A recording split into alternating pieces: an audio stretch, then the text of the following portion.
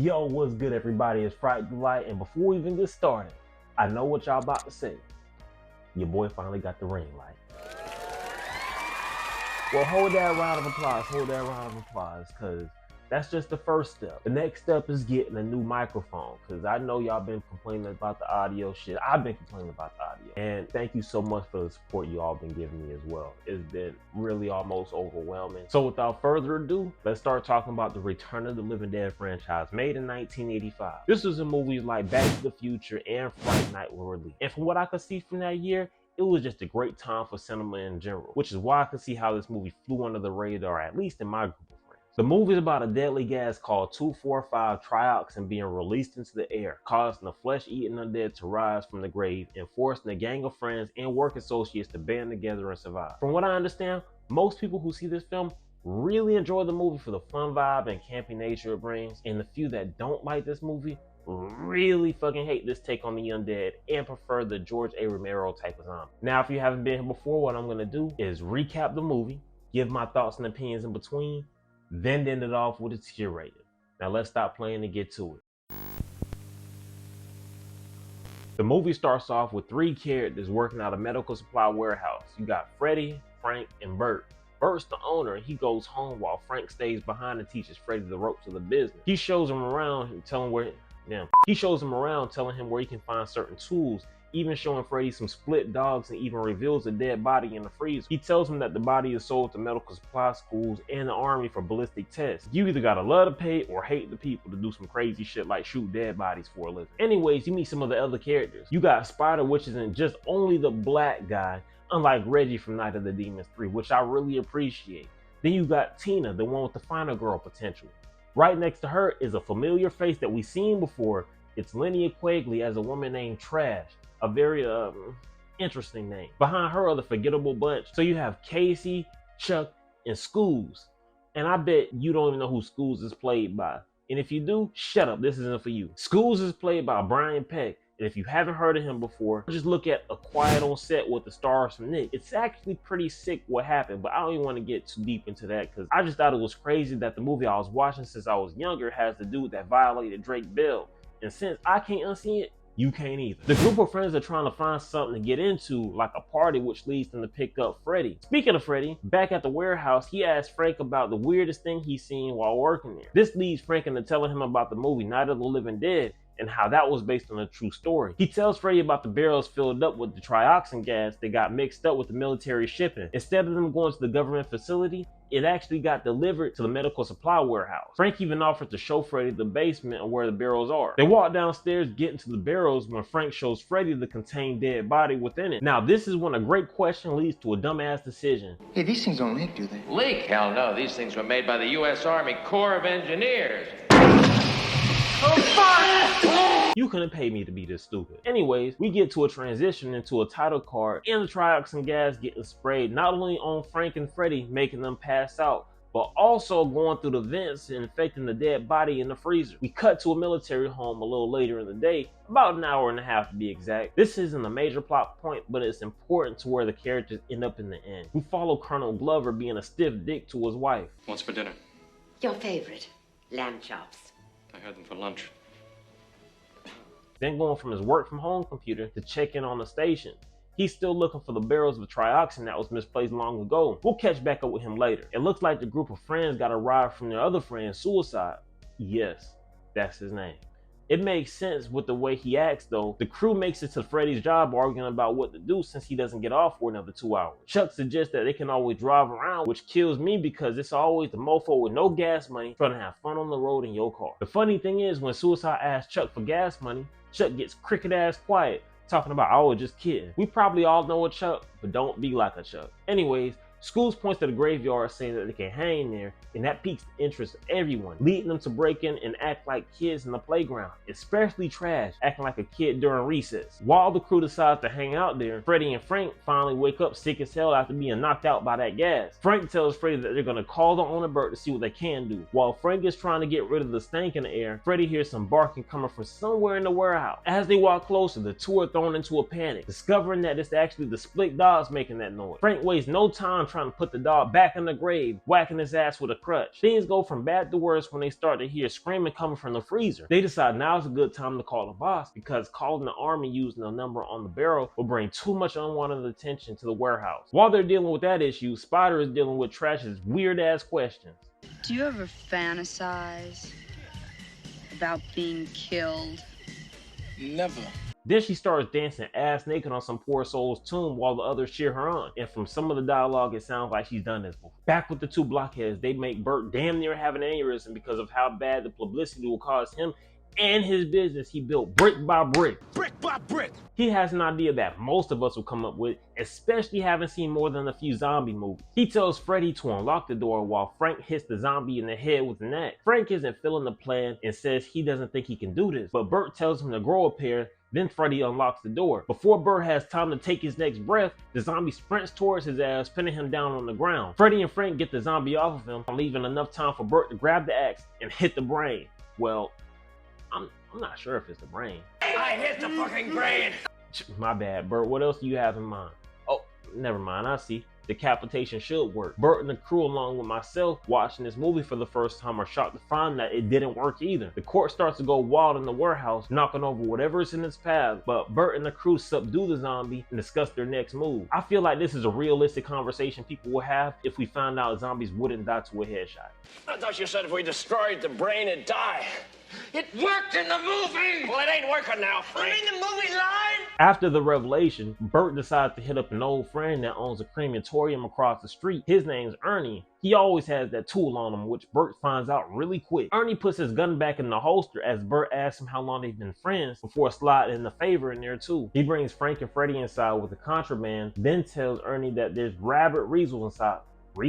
Weasels inside the bag. After a bit of back and forth, Burt decides that the best way to explain things is to show him, but not before making him swear to keep a secret. He empties the bag, showing the dismembered arm trying to move around. It wastes no time trying to get a hold of Ernie, making him freak out before they grab it, bag it back up, and update him on what's happened. While that's going on, the graveyard group is chilling when Tina decides to walk to the warehouse to check on her boyfriend Freddy. Unfortunately, he's not there. He's still at the crematorium, not feeling so good, cooking up the zombie, leaving nothing besides ashes. The only thing is, they let a small problem cause a bigger issue when the trioxin fumes come out the chimney, causing instant rain to fall and the graveyard group to scatter. They rush back to the car, but it chooses the worst time to stall, making the group rush towards the warehouse. Tina is still looking for Freddy at this time, making it all the way down to the basement. She encounters this slimy undead creature apparently named the Tar Man zombie. He hits her with that "give me your brain," but she ain't with it, running away with the quickness but falling through stair steps, not able to get out of the basement. She bolts behind the locker door, securing it with a pipe. At the same time, the graveyard group gets to the warehouse. But before they're able to get to the basement, we get a glimpse of this starving zombie acting and thinking for itself by getting behind the locker door and using a fucking crane to pull it up from its hinges. The graveyard group finally gets downstairs around the same time the Tar Man zombie starts to have some luck with the door. Suicide gets the short end of the stick by being the first casualty in the movie to get his head bit like an apple. The rest of the crew dips out of there in shock, making their way through the cemetery again as the dead starts to rise. Everyone seems to treat Trash like her name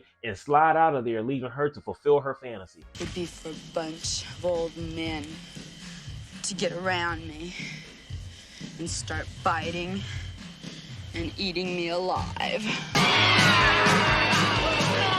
Back with the crematory crew, Freddy and Frank aren't feeling so hot when they're examined by the paramedics that Ernie called earlier. They tell the group that because of Freddy and Frank not having a response in the pupils, no blood pressure, and their body temperature is at 70 degrees, they're technically dead, but they say that without a lot of confidence. As everyone's talking about the next steps, some of the graveyard group knocks on the front door in a frenzy, talking about the dead has come back to life. The funny thing is, Ernie grabbed the tool and asked if the group is on PCP, but he lets them come inside anyway.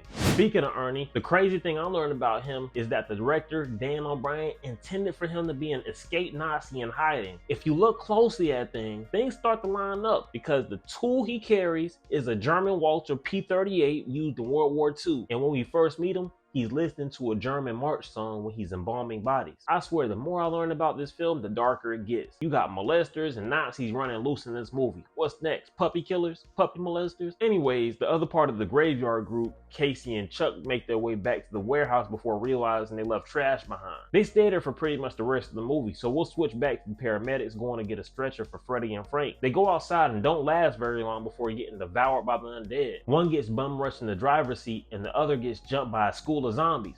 And I bet you never heard that phrase before. Spider in the group tells Bert and Ernie that there's dead people coming out of the ground and that there are about 100 of those things out there. They make their way to the embalming room to get everyone to make a getaway. Tina finally sees her boyfriend but in awful condition, and Ernie goes outside to check on the paramedics. As soon as he sees the ambulance, he knows something ain't right, but moves forward with the power of the Third Reich in his hand. And as he approaches the ambulance, he finds what's left of the paramedics' brains being eaten alive by this Weed Man zombie. If you haven't seen Jackass, see Jackass, then you know what I'm talking about. But Ernie busts a cap in his ass before running off, distraught, saying that there's no way to take the car, so they have to call the police. It's no luck as he finds out that the lines are dead. This forces him to think on his feet and board up all the windows and doors. Ernie and the group go through the rooms, boarding everything up, while at the same time, this zombie hits up the hospital for more paramedics. I'm in dispatch. Send more paramedics. It looks like Freddy and Frank are under more agony. Spider asks about how this happened and how does it feel. That's when Freddy replies with, he's breathing this gas that makes him feel freezing cold and his muscles feel like they're tensing up to where it hurts to move. Ernie takes a look at his back and says it's rigor mortis setting in. This causes Freddy to start screaming like I do when I lose a game of 2K. As panic ensues, the sound of an ambulance causes some of the group to have a little bit of hope, but it's ripped away quick when the next two paramedics get eaten faster than ribs at a barbecue. Seconds later, there's noise coming from one of the rooms. Some of the group rush to the noise to find zombies breaking through the window. Bert and the rest do what they can to hold them while Ernie boards up the window again. During the struggle, School's weak ass gets pulled outside and gets his brain eaten by a skeleton. Blood splatters on the wall and he ends up dead. Spider, Bert, and Ernie get the skeleton off School's dead body and take her to a room to be tied down. I'm not sure if I can show y'all zombie titties, so I'll just blur it out for now. Ernie starts to ask the zombie a question and it actually starts to respond back, saying that the pain of being dead is too unbearable and the only thing that makes it go away is eating brains. This is actually horrifying if you think about it. Imagine being dead for so long only to be resurrected and to feel your body rot. It would drive the majority of us to eat brains too, so I can't even blame any of the zombies. While the core three, Spider, Bert, and Ernie try to develop a plan to kill the rest of the undead, we cut to a scene that never made sense to me. You got Trash being resurrected, then walking up to a homeless dude and eating his brain. She comes back a little later too, but it's not really important because she doesn't interact with anybody that we know, and honestly it's wasted potential in my opinion. Nevertheless, the core three decide to put Freddy and Frank in another room until they can find out what to do next. They bring him into the chapel before Tina tells the crew that she wants to stay in there with Freddy. Fellas, you gotta get yourself a Tina. She's with you through thick and thin, and through sickness and health. They lock up and go back to the embalming room where they look outside to witness more police showing up only to be eaten quickly. As the core three lose hope, they discuss ways to get out of the situation. Now I love how Spider doesn't give a damn and lets you know exactly how he feels in the situation. Let's see a hatch and we can nail that shut. You must be out of your fucking mind. I'm not barricading myself in no damn roof. The crew debate on a few options until they hear Tina getting chased by Freddy, finally taken over by the undead thoughts. She gets saved as Frank sneaks out behind them and Freddy gets acid thrown in his face. The crew, including Tina, lock the door behind them and go to the embalmer room as panic starts to consume the room. Ernie gives Spider a good old German slap to calm him down. Not even minutes later, the group hears loud crashing sounds coming from the chapel. They rush there to try to barricade the door, but as that's happening, Ernie tweaks his foot and ends up breaking, causing him to be down for the count as far as getting to the car. Tina stays back with them as Spider and Bert rush outside to the police car. They hold their own getting into the car, trying to drive close enough to the door to pick up Terry and Ernie. But the effort is futile as the amount of zombies are too much for the car to handle, forcing Bert and Spider to drive off. Bert says he'll send help as they burst through the gate. They don't get far as another horde of zombies block the road, causing them to try to pivot, but it's no use as Bert crashes the car into his own warehouse. They survive without a scratch somehow and rush inside. While Spider, Chuck, and Casey along with Bert catch up, we catch back up with Frank with some of his humanity being left, begging for forgiveness while putting himself in a cremator, giving him an honorable death. Ernie hears Freddy outside the door wreaking havoc and decides the best place to retreat is the attic. Him and Tina use the ladder to get up there and hide while a blind and hungry Freddy tries desperately to find them. Tina starts to yell, giving their position away. As Freddy starts to bang on the attic door, the crew at the warehouse make their way to the basement to use the phone to call the number on the barrel. Bert knocks the Tarman zombie's head off before heading downstairs. He calls the police, but it does no good because they're dealing with issues of their own at this point. The line disconnects and he calls the number on the barrel, getting a hold of Colonel Glover from the beginning of the movie. This leads to a bleak ending for such a campy film. The Colonel takes the information Bert gives him, goes to his work computer, then makes a call to send a fucking nuke down to the group's exact location. The movie ends as you see the individual reactions of each group hearing the nuke fall before exploding on impact. And not only that, the nuke only made matters worse when the gas resurfaces to the atmosphere, restarting the entire process. Damn.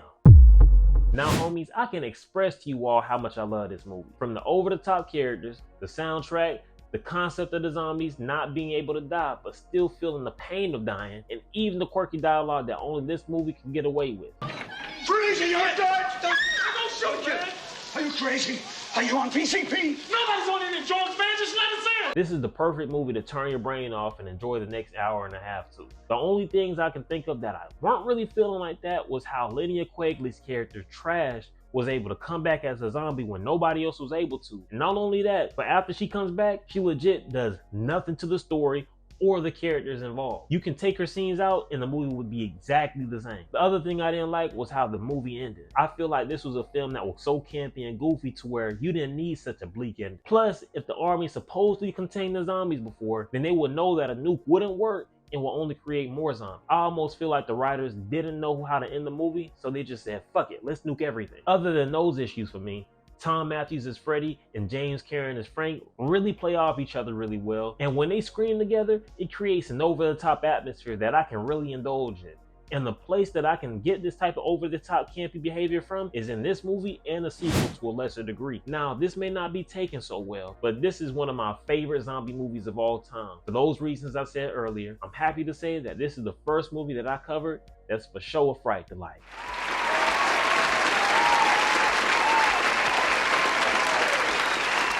Now, where would I rank in A Night of Survival with the survivors? Honestly, I didn't even know what picture to pick because everyone dies in this shit anyway. But I chose the survivors to be Bert, Spider, Chuck, and Casey. The reason being is because they were in the basement when the nuke went off, so they at least have some chance to live. Anyways, I'm not gonna waste any time. I think I'd be in the almost but still dead category. I don't think I'd die with the group like this until I get blown up towards the end like everybody else. I know the zombies in this movie are in extreme difficulty, but since they only go for your brain, I think if I found a helmet, I'd be golden. So those are my thoughts on A Return of the Living Dead, a movie that wasn't supposed to be as awesome as it is. If you're a person that can find enjoyment out of beyond over-the-top acting, and you love zombie movies as much as I do without needing it to be a Romero type of zombie, then I think you should give this a solid watch, because I think you enjoy it. On the other hand, if you don't like zombie movies, and you gravitate towards more of a serious and grounded type of horror, and can't get behind anything campy, then I wouldn't say watch this, I'd probably say watch Train to Busan or something. If you made it to the end of the video, thank you so much for making it this far. Let me know what you thought about The Return of the Living Dead in the comments below, even if you disagree with me. And if you enjoyed this video and have any movies that you want me to cover in the future, put that in the comments below too. Please like and subscribe to see more reviews like this one, and I appreciate y'all coming to A Fright Delight. Peace.